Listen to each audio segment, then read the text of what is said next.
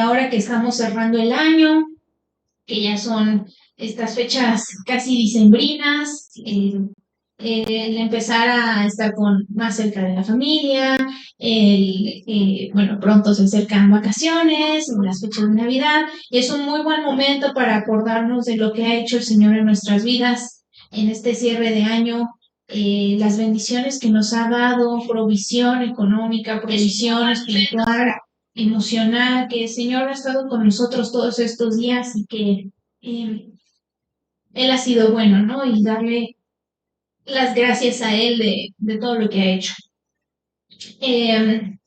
Titulé la prédica de hoy como gratitud y contentamiento. ¿Alguien sabe o cómo definirían la palabra contentamiento? Felicidad. Felicidad, gozo, alegría, paz. Muy bien. El contentamiento está muy ligado a la gratitud. Es um, un estado de ánimo, una actitud en el corazón en donde nosotros nos sentimos contentos con lo que tenemos, lo que somos, lo que el Señor ha provisto. Pero ¿cómo podemos encontrar ese contentamiento? ¿No? Una persona que tiene contentamiento no está frustrada, no está molesta por lo que está pasando, por la situación, sea buena o sea mala, sino que en su corazón acepta la situación en la que se encuentra, la reconoce, no se engaña y dice, no, todo está bien, no. O sea, si algo está mal, lo acepta, pero por la gracia de Dios se encuentra contentamiento, encuentra gozo, encuentra paz en esas situaciones, ¿no? Y eso está muy ligado a la gratitud y a una actitud humilde en nuestro corazón. Entonces, vamos a ver algunos ejemplos, porque a veces pensamos que estar contentos en una situación depende mucho de si me está yendo bien o no, ¿no? Y es bastante difícil para nosotros encontrar, digamos, gozo en situaciones de necesidad, de escasez en cualquiera de nuestra vida, física, emocional, de paz, etc, etc. Entonces vamos a ver algunos ejemplos de personajes en la Biblia que tenían diferentes situaciones en su vida y cómo el Señor los fue moldeando, algunos más, algunos menos, para encontrar ese contentamiento o cuando no lo tenían, qué es lo que pasaba en sus vidas. El primer ejemplo que quería darles es el ejemplo del rey David. Todos nos acordamos de quién era el rey David. Él empezó desde nada. Él era un pastor de ovejas, era rechazado, se asume que era rechazado en su familia, sus hermanos lo maltrataban, su padre se burlaba de él, pero el Señor lo levantó, ¿no? Y poco a poco le fue dando gracia, le fue dando sabiduría, inteligencia, y fue levantando a David poco a poco para ser uno de los hombres más importantes del reino y eventualmente convertirse en el rey de Israel. Ahora vamos al punto en donde David ya era rey de Israel, ya había conquistado a la mayoría de sus enemigos, ya se encontraba el reino en una relativa paz versus lo que había estado pasando muchos años atrás con los jueces, inclusive con el rey Saúl. El rey David ya estaba llegando a una etapa de prosperidad, de paz en general en sus tierras, tanto así que normalmente él iba a las batallas, ¿no? Él lideraba las guerras, él lideraba las batallas y en esta ocasión decidió quedarse en el trono, en el palacio. ¿Por qué? Pues porque no era una pelea tal vez tan crítica y sus hombres lo podían manejar y él podía relajarse en su casa, ¿no? Entonces en este punto el rey David ya lo tenía todo. Tenía su trono, tenía estabilidad en el reino, tenía a su gente, tenía prosperidad económica y también tenía muchas esposas. Si se acuerdan, en esta época a David le llega el profeta Natán con una historia. Esta historia era la historia de un hombre rico, un hombre pobre y un corderito, una ovejita. Si se acuerdan de esa historia, el profeta Natán le dice a David, había o hay un hombre muy rico que tiene muchísimas ovejas, ¿no? Muchísimas, y le llegó una visita, y esta visita pues tenía hambre, y el hombre rico quería darle de comer bien, pero no quería matar ninguna de sus ovejitas para darle la carnita. Entonces, volteó a ver a un hombre pobre. Este hombre pobre tenía una sola ovejita, era su más grande tesoro, dormía con ella, la alimentaba de su mismo plato, era casi que era parte de la familia como una hijita para él, esta ovejita. Pero el hombre rico dijo, pues yo no voy a matar a una de mis 800 ovejas, ¿cómo creen? Y agarra y le quita la oveja al hombre pobre, la mata y le da de comer a su visita. Entonces, cuando el profeta Natán encontró esta historia, David se enfurece, se enoja muchísimo y dice, ¿cómo es posible que un hombre haga esto? Este hombre merece morir, ¿no? Y, oh, sorpresa, el profeta Natán le dice, ese hombre eres tú. Un rey que lo tenía todo, absolutamente todo, montones de recursos, poder, riquezas y un montón de esposas, que eso no necesariamente estaba bien, pero el Señor lo permitió en ese momento. Aún teniendo todo eso, se fijó en la mujer de otra persona, la única que tenía, la que más amaba, bueno, su única y amada esposa, y se la quitó. Y además, para encubrir su pecado, mató a ese hombre. Entonces, aquí vemos cómo, aún teniendo todo, hermanos, aún teniendo todas nuestras necesidades físicas, emocionales, suplidas, si no encontramos el contentamiento en eso, nunca va a ser suficiente. No importa cuánto dinero tengas, no importa cuántos coches tengas, no importa cuántas casas tengas, cuánta ropa, en qué escuela van tus hijos, no importa. Si tú no encuentras contentamiento, vas a hacer lo mismo que David. ¿Me pueden dar la siguiente, por favor? Van a anhelar siempre más y más y más y más. Y hemos visto una y otra vez que la ambición del hombre no tiene límites cuando no está sometida a Dios.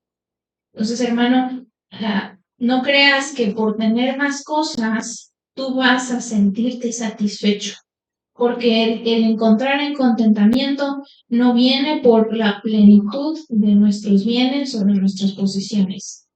Vamos a ver ahora el siguiente ejemplo de Salomón. Salomón, el hijo de David, justo él es hijo de la mujer que se robó. El Señor, bueno, David se arrepintió, él se dio cuenta de su corazón tan malo que estaba teniendo y clamó y se arrepintió y tuvo consecuencias sus actos. Su familia entró en una crisis, uno de sus hijos se rebeló contra él, después murió. David, la verdad, pagó muy caro esa desobediencia. Pero aún así el Señor encontró, bueno, David encontró gracia en los ojos de Dios y el Señor le dio a este hijo llamado Salomón. Salomón aprendió de su padre que una de las cosas más importantes que él podía buscar, adquirir, era la sabiduría. Tanto así que el Señor le preguntó, pídame lo que quieras y yo te lo voy a dar, y él pidió sabiduría, porque su padre David le había enseñado que eso era importante. Entonces Salomón, pues fue el hombre más sabio, ya tenía todo el avance que su padre David le había dado en el reino, riqueza, estabilidad, paz entre las naciones, y sobre eso el Señor le otorgó sabiduría para poder administrar bien esos recursos y poder ser un rey justo y próspero. Entonces el reino todavía fue más próspero en el reinado de Salomón. O sea, igual que David, tenía todo lo que él quería, todas las necesidades suplidas, el poder, el honor, todo. Pero Salomón empieza a escribir primero proverbios, y si ven en los proverbios, pues empiezan a mencionar cómo el hombre recibe lo que siembra, ¿no? Y cómo el Señor hace justicia a las personas tarde o temprano. Pero algo pasa en medio de la vida de Salomón, que ese discurso que él tenía de la justicia perfecta de Dios y cómo cada uno de nosotros recibía lo que merecía, empieza a cambiar en el libro de Eclesiastés. Y entonces Salomón entra en un punto en su vida en donde dice, ¿de qué sirve todo lo que tengo? ¿No? ¿De qué sirve que me esfuerce? ¿De qué sirve que yo haga las cosas bien? Si yo me he dado cuenta que no siempre veo la justicia de Dios en esta tierra, ¿no? Hay veces que la gente mala se sale con la suya y la gente buena pareciera que le va mal, ¿no? Entonces empieza como a darse cuenta de la realidad y que no todo en esta tierra es perfecto. Y aunque el Señor quiere establecer su reino en donde hay justicia perfecta, Él se tiene que refrenar para tener misericordia y darnos una oportunidad a cada uno de arrepentirnos. Si el Señor hiciera justicia inmediata, empezaría contigo. Y ninguno de nosotros estaría exento, ¿no? Entonces, demos gracias de que el Señor no hace justicia de inmediato, si no, todo el mundo pereceríamos. Pero Salomón, pues se da cuenta de esto, con la actividad siguiente, y él llega a la conclusión de que tengo todo y no tengo nada, ¿no? En algún punto de Eclesiastés dice, no importa lo que tenga, no importa lo que haga, al final me voy a morir y todo se va a quedar aquí, ¿no? Y llega a esa conclusión Salomón, un hombre exitoso, podríamos compararlo con alguien que ahora llamamos exitoso, que tiene un buen negocio, que es dueño de una compañía, que tiene su familia, que tiene posesiones, pero salud, pero ya no encuentras plenitud. Y esto también está ligado al contentamiento. Si tú no encuentras contentamiento en lo que tienes, o puedes caer en el extremo de David de que tienes ambición y quieres más y quieres más y quieres más, o puedes caer en el otro extremo de Salomón en donde dices, no importa ya, no me sirve de nada, ¿no? Y pierdes el, pues las ganas de seguir adelante, ¿no? Pierde sentido tu vida, ¿no? Entonces, pues Salomón nos da, nos está recordando en el libro de Eclesiastés que no es tan importante lograr ciertas cosas o llegar a cierto estatus o tener ciertas cantidades de riquezas o poder. Al final, la plenitud la podemos encontrar solamente en agradarle a Dios, en estar en paz con Él y poder algún día llegar a su presencia con la conciencia limpia de que hicimos lo que el Señor quería hacer en nuestra vida. Después tenemos otro ejemplo de Job. Job, si se acuerdan, era un hombre que al inicio de este libro lo tenía todo. Tenía también riquezas, tenía ovejas, tenía ganado, tenía campos, tenía casa, tenía un montón de hijos, a su esposa, tenía absolutamente todo, tenía respeto de la comunidad, era un hombre importante, y un día lo perdió todo, ¿no? Entonces, esta es la historia de una persona que lo tenía todo y lo perdió todo. Y vemos cómo Job empieza a declarar desde el momento en que perdió a todos sus hijos, su ganado, sus posesiones, como Job declara que el Señor dio y el Señor quitó, ¿no? Y Job tuvo una actitud buscando el contentamiento en su vida, agradeciéndole en los tiempos donde tuvo todo y en los tiempos donde no tuvo nada. Algo muy interesante de esto es que pareciera que Job es una persona muy, muy extraordinaria con un temple de hierro que sí le dolió, pero parecía que él estaba bien, ¿no? Señor dio, Señor quitó, y sea el nombre de Dios exaltado, yo estoy bien, ¿no? Pero conforme va avanzando el libro, te das cuenta de lo que realmente está pasando dentro de Job, ¿no? Y cómo es una persona que está siendo muy quebrantada, eh, muy dolida por lo que pasó, y cómo dentro de él empieza a ver esa eh, sensación de injusticia, ¿no? De, Señor, yo sé que tú eres todopoderoso, que tú eres dueño de todo, Señor. Yo sé que tú eres justo, pero esto se ve tan injusto. Quiero que me expliques qué está pasando, que me expliques por qué, porque esto no tiene sentido. Yo no he hecho nada malo. No, yo soy un hombre justo, yo ayudé a los viudas, a los huérfanos, estaba dando el sacrificio para el perdón de mis hijos, yo era generoso, no hacía mal, no robaba, y me está pasando esto.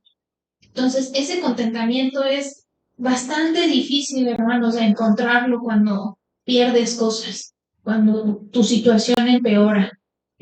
Y Job nos enseña cómo es un buen paso el poderlo declarar con nuestras palabras, eh, el someter nuestra frustración, nuestra indignación, nuestra necesidad a Dios y decir, Señor, tú eres todopoderoso y tú sabes por qué estás haciendo estas cosas, pero también es válido o es humano el sentirse frustrado, el sentirse molesto, el sentirse que esto no es justo, yo me estoy esforzando, yo estoy orando, yo estoy yendo a la iglesia, estoy sirviendo, me estoy esforzando mucho en el trabajo y no prospero, Señor, y se frustra uno, ¿no? Y es normal, está bien, o me esforcé tanto por algo y llega alguien y me lo roba, o llega un accidente y me lo quita, o de repente me enfermo y tengo que enfocar todos mis recursos a poder recuperar esa salud si es que se puede, o tengo una enfermedad que ya no tiene eh, sanidad a términos médicos y parece injusto, ¿no? A veces no vemos por qué pasan las cosas y hay veces que eh, todo lo que se nos es arrebatado, a veces es por nuestro pecado, a veces es por malas decisiones que hemos tomado, cosas que no consultamos a Dios, pero también puede ser que el Señor esté preparando nuestro corazón para otra cosa, que le quiere revelar si en nosotros hay una gratitud, si podemos reconocer que Dios fue quien proveyó o no. A veces las situaciones difíciles son para que uno crezca y su corazón sea moldeado y sea quebrantado y que podamos regresar. Sí, Señor, tú eres Dios y hoy estoy demostrando de que tú eres mi Dios a pesar de las circunstancias. Te adoré en la riqueza y te voy a adorar ahora en la pobreza. Te voy a dar la gloria ahora en estas situaciones difíciles. Entonces, una oportunidad, hermanos, de demostrarle al mundo, a Satanás, a Dios, que nuestro amor no es condicional, que nuestra fidelidad a Dios no depende de lo que tengo o lo que no tengo. Y va a doler, hermanos, y es difícil, y Job lo expresaba, ¿no? Parece injusto a veces, pero el Señor tiene un propósito para eso. Al final del libro de Job, algo muy curioso es que Job le dice, explícame, Señor. Quiero una explicación de por qué está pasando esto. Y el Señor se revela y empieza a hablar de todas las cosas que ha hecho en la tierra, de los animales tan grandes que hizo y que cómo el Señor trae la lluvia y cambia el clima y cómo las tortugas van al agua y un montón de cosas de la naturaleza. Y uno se queda, Señor, ¿sí entendiste la pregunta? ¿Por qué estás diciendo eso, no? Y uno pensaría, pues el Señor como que le desvió el tema y le dijo, no te voy a contestar, mejor te voy a hablar de las cosas grandes que he hecho, ¿no? Le voy a dar una clase de ciencias naturales. Pero si ponemos atención, lo que el Señor quería expresarle a Job es que nosotros somos, o nuestro conocimiento, nuestra comprensión es muy limitada, ¿no? Y el Señor hace las cosas eh, conectadas en todo el universo, ¿no? Todo lo que está pasando conmigo, contigo, con el vecino, con las personas que no conocemos, con las cosas de la naturaleza, todo está bajo el control y el entendimiento perfecto de Dios. Y lo que el Señor quería transmitirle a Job en este discurso tan grande del poder de Dios era que nosotros como humanos no alcanzamos a entender a veces por qué el Señor hace las cosas. Y aunque nos las explicara, no siempre vamos a poder entender, ¿no? Lo único que podemos hacer es confiar de que Dios es bueno, de que Dios es justo y de que si en esta tierra no pasa, en el cielo sí va a haber una justicia eterna. No, y aunque hoy no veas esa bendición o eso que te has esforzado tanto, eventualmente el Señor va a recompensar eso que has hecho, ¿no? A veces nos quedamos con la idea de que lo que podemos lograr o lo que podemos obtener solamente está aquí en la tierra. No, ya que me muera, pues ya voy a estar en el cielo y ya voy a tener una pensión eterna y voy a vivir de manutención del Señor y ya, no hay más que hacer, ¿no? Pero si quiero ganar algo, si quiero ser alguien, es ahorita, ¿no? Y a veces olvidamos que el Señor hace promesas eternas y eso significa que van más allá de lo que podemos experimentar aquí en la tierra. Que el Señor es fiel y el Señor cumple su promesa. No sé si ustedes se fijaron que a Moisés Dios le prometió que él iba a ver la tierra prometida.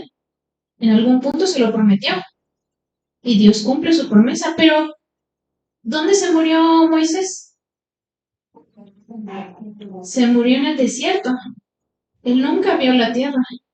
¿Qué pasó, Señor? Tú le prometiste que iba a ver esa tierra prometida y se murió antes. Ah, pero ¿se acuerdan en el Nuevo Testamento cómo Jesús orando estuvo Elías y Moisés ahí con él? ¿En dónde estaban? En la tierra prometida. Aún después de la muerte el Señor les fiel a sus promesas. Y no sabemos, a lo mejor después de morir el Señor se lo trajo de la mano y le enseñó lo que estaba pasando, ¿no? O en algún otro punto de la historia. Pero tenemos la evidencia de que el Señor trajo a Moisés a la tierra prometida después, ¿no? Entonces, si tú tienes una promesa de Dios, tú confía en ella, confía en que el Señor es fiel y que el Señor va a cumplir su palabra en tu vida, ya sea aquí en la tierra o después de que muramos, pero el Señor es fiel. Entonces, en ese punto en donde Dios le dijo a Job todo lo que él era y que no iba a alcanzar a comprender por qué Dios estaba haciendo las cosas, Job se dio cuenta de lo pequeño que era, ¿no? Y que estaba retando al Dios del universo y que pues estaba fuera de lugar. Y encontró contentamiento en esa respuesta de Dios. Ok, Señor, ya entendí. Yo no soy nada, tú eres el Dios del universo, voy a confiar en lo que tú hiciste, voy a confiar en lo que hay un propósito detrás de este sufrimiento, de esta situación, y tú vas a hacer las cosas a tu manera, Señor. Yo voy a confiar plenamente. Y después de eso el Señor proveyó a Job, restauró todo lo que había perdido y todavía le dio más, ¿no? Y no es como que, sí, ya sufriste, ten un premio, no. Era parte de la voluntad de Dios, ¿no? Pero algo que podemos estar seguros es que Dios va a hacer su voluntad en nuestra vida y nosotros tenemos que confiar en eso y encontrar contentamiento en esa situación. Job no encontró contentamiento hasta que Dios lo restauró. Lo hizo antes, cuando estaban las cosas mal. Cuando tuvo el encuentro con Dios, ahí es donde el Señor pudo tocar su corazón y él fue humillado o encontró humildad en sí mismo para reconocer quién es Dios y quién es Él. Y es cuando nosotros tenemos humildad que podemos darle gracias a Dios. Un problema que solemos tener nosotros como humanos es que cuando tú no puedes encontrar agradecimiento en tu situación, es porque hay orgullo. ¿Por qué? ¿Cómo orgullo? Porque creemos que merecemos lo que no estamos teniendo o que no merecemos lo que nos está pasando. Que yo no merezco que me traten así en el trabajo. Es que yo me merezco que me den un mejor medio de transporte. Yo merezco, Señor, que tú me des un mejor trabajo. O yo merezco que mis hijos se porten de otra manera. O yo merezco que mi esposo o mi esposa me traten mejor, porque yo sí los trato bien. Y mil cosas, yo merezco, yo no merezco. Es orgullo, hermano. Es un corazón que donde tú estás en mayor estima de la que deberías. Nosotros no merecemos nada más que estar en el infierno. Hemos hecho mal, hemos hecho muchas cosas y el Señor ha tenido misericordia. Si tú tienes comida es un milagro porque tú no mereces nada de eso. No mereces tener una casa, no mereces tener una familia, no mereces estar en paz. Lo que merecemos es estar ahorita en el infierno por lo mal que hemos hecho. Pero el Señor es bueno y tiene misericordia. Y lo poquito que tengamos o lo mucho que tengamos es simplemente por su gracia y su misericordia. Y tenemos que encontrar o darnos cuenta de la situación en la que estamos, en donde, gracias a Dios, tengo un hogar, tengo casa, tengo comida, tengo mi familia, tengo salud, o aunque no la tenga, el Señor ha sido bueno. Y el poder encontrar ese contentamiento va a empezar a través de que yo reconozca quién soy yo y quién es Dios. Y cuando yo reconozca que no merezco nada y todo lo que tengo es un regalo, vas a sentir agradecimiento genuino y vas a sentirte contento con lo poco o lo mucho que tengas, porque el Señor es bueno, porque el Señor tiene misericordia y te llena de su gracia, de su paz, de su amor, te ha salvado, te ha dado la oportunidad de estar aquí y darle gracias y de conocerlo y de ser ministrado por nuestros pastores, el poder seguir creciendo. ¿Acaso eso no es tener gracia, tenerlo todo? El Señor ha sido muy bueno con nosotros, hermanos. Lo mínimo que deberíamos de sentir es agradecimiento. No merecemos nada y lo tenemos todo. Ahora vamos con el ejemplo de Pablo. Pablo, si se acuerdan, de hecho en una de sus cartas habla de sí mismo y de su carta de presentación. Fariseo de fariseos, cumpliendo la ley al pie de la letra, bautizado a los 7 días, cumpliendo todos los requisitos de un buen judío, una persona impecable, perseguidor de la iglesia en su momento, seguramente tenía una autoridad importante porque él pidió permiso para perseguir a los cristianos y matarlos y se lo dieron. Era una persona de mucha autoridad, de mucho poder, pero el Señor lo tocó y el Señor le mostró que él estaba haciendo mal. Y Pablo se dio cuenta de que todo lo que tenía, todo su renombre, todo su orgullo de ser una persona impecable en términos de la ley judía, no valía nada. Y que él despreciaba en el sentido de que ya no me enorgullezco de quién era, de todo lo que hacía, ¿no? Y va a seguir siendo, él menciona que va a seguir cumpliendo y lo demuestra, la ley, ¿no? Y él cumplía los ritos que tenían los judíos, se santificaba para dar sus ofrendas, estar en el templo, respetaba, seguía siendo una persona intachable en el humano.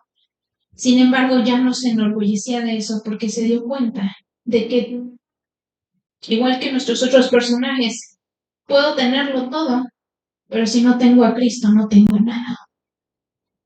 Y si tengo a Cristo, aunque no tenga nada, Yo tengo todo.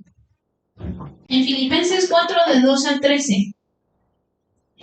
¿Se acuerdan mucho de este versículo? Lo escuchamos muy seguido, lo escuchamos fuera de contexto.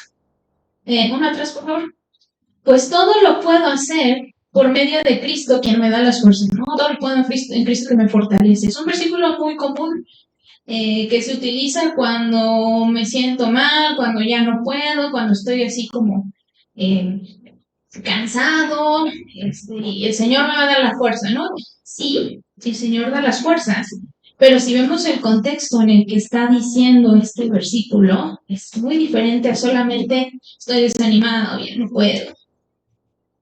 Ahora sí, sé vivir, atrás, sé vivir con casi nada o con todo lo necesario. He aprendido el secreto de vivir en cualquier situación, sea con el estómago lleno o vacío, con mucho o con poco, pues todo lo puedo hacer por medio de Cristo, quien me da las fuerzas. A eso se refiere este versículo de Filipenses 4:13. Yo puedo hacerlo todo y en contentamiento, sin importar la circunstancia en la que me encuentre, con hambre o con el estómago lleno, ¿no? En pobreza, en riqueza. El apóstol Pablo vivió una, ¿cómo se dice? Montaña rusa de situaciones, ¿no? Él era muy querido en algunas iglesias y seguramente lo consentían, estaba ahí con sus hermanos y él se sentía pleno predicando en las iglesias donde era aceptado. Y también iba a lugares difíciles donde rechazaban el evangelio, donde los mismos judíos que en algún momento lo respetaron, ahora querían matarlo. ¿No? Había hambre, naufragó un montón de veces, estaba ahí en la deriva, a punto de morir un montón de veces, lo mordió una serpiente venenosa, le pasaron un montón de cosas a Pablo por seguir el llamado que tenía. Y él encontró este secreto que te estoy dando. ¿Cómo puedes vivir en cualquier situación con un corazón recto y limpio? Con el contentamiento, con sentir esa bendición de que el Señor te ha mantenido hasta este momento y que está proveyendo. Y no importa si es mucho o si es poco, el Señor tiene misericordia de mí y no me ha destruido y me está dando la oportunidad de servirle, me está dando la oportunidad de acercarme a Él y tener una relación con Dios. No necesito nada más. Eso es todo lo que yo necesito para sentirme pleno, para sentirme lleno y poder estar en cualquier situación honrando y dándole la gloria a Dios. En 1 Timoteo 6, 17-10 dice, después de todo, no trajimos nada cuando vinimos a este mundo, ni tampoco podemos llevarnos nada cuando lo dejemos. Lo que decía Salomón en Eclesiastés. Así que, si tenemos suficiente alimento y ropa, estemos contentos. Pero los que viven con la ambición de hacerse ricos caen en tentación y quedan atrapados por muchos deseos necios y dañinos que los hunden en una ruina y destrucción, lo que le pasó a David. Pues el amor al dinero es la raíz de toda clase de mal, y algunas personas, en su intenso deseo por el dinero, se han desviado de la fe verdadera y se han causado muchas heridas dolorosas. Entonces nos está recordando aquí que lo mucho que tengamos o lo poco que tengamos nunca va a parecer suficiente si lo miramos desde nuestros ojos humanos. Siempre vamos a querer más, siempre vamos a buscar más, siempre va a haber una forma de mejorar mi vida. Siempre va a haber un coche mejor, una casa mejor, una escuela mejor, una relación mejor, siempre, hermano. Como, no sé si han escuchado eso de, si tú crees que eres muy bueno haciendo algo, siempre va a haber un niño chino que lo hace mejor. No importa, hermanos, no importa qué tan buena situación estemos, no importa cuánto tengamos, siempre va a haber alguien que tenga más. Nosotros tenemos que encontrar contentamiento en lo que Dios nos ha dado. Ahora, el contentamiento no es conformismo. Siguiente. El hecho de que yo esté en contentamiento con lo que tengo en este momento o lo que el Señor me ha provisto en este momento no significa que, pues ya, no voy a hacer nada más. Tengo mi casa, tengo mi familia, voy a hacer lo mismo todos los días y yo estoy contento con eso y listo, ¿no? No nos vayamos a ese extremo que cae en la mediocridad. El conformismo está de una raíz de mediocridad y flojera, en donde yo no busco hacer las cosas mejor. Aquí el tema es tema de una actitud en el corazón. El contentamiento es yo estar satisfecho con mi situación en este momento. Sin embargo, si puedo mejorarla, lo voy a hacer, ¿no? Pero ya desde ahorita tengo un corazón agradecido y me voy a esforzar y voy a hacer las cosas mejor, voy a estudiar, voy a trabajar, voy a buscar contactos, voy a hacer las cosas diferentes, voy a esforzarme en mi relación, voy a tratar de diferente forma a mis hijos, a mis amigos, voy a esforzarme, pero tengo una actitud de agradecimiento con lo que tengo ahorita.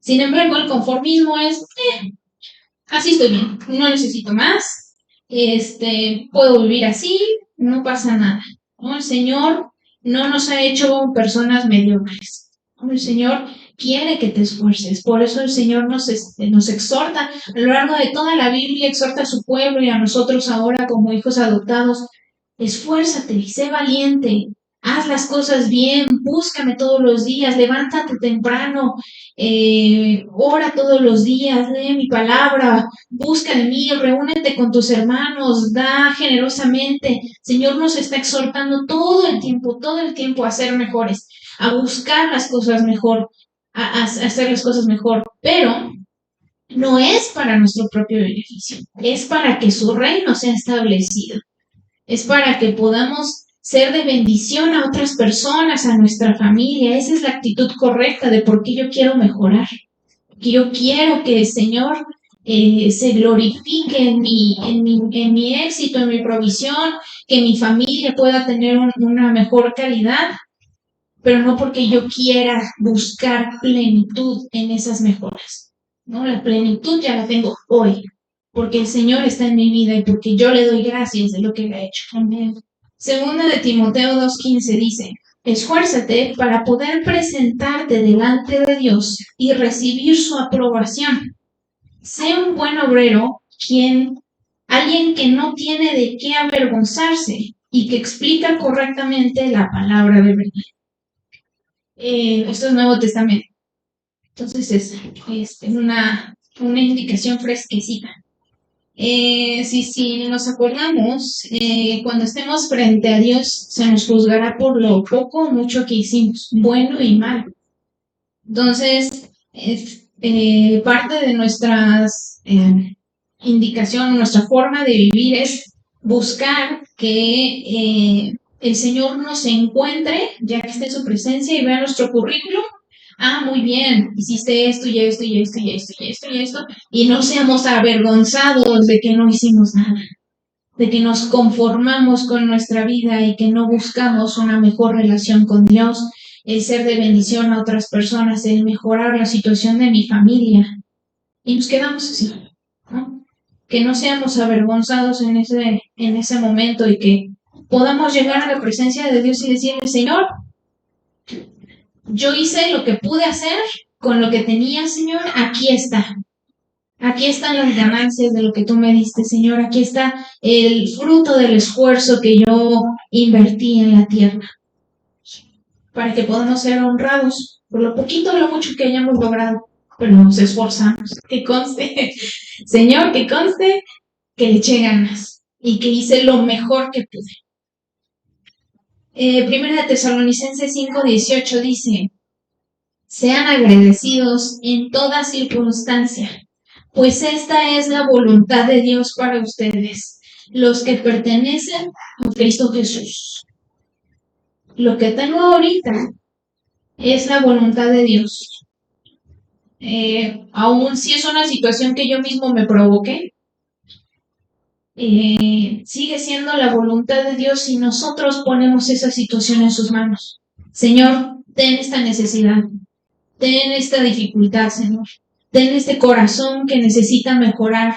Y el Señor va a convertir esas situaciones como parte de su voluntad para que tú crezcas y puedas llegar a esa plenitud, a esa persona que Él quiere que tú seas. Una mejor versión de ti mismo, poco a poco, poco a poco.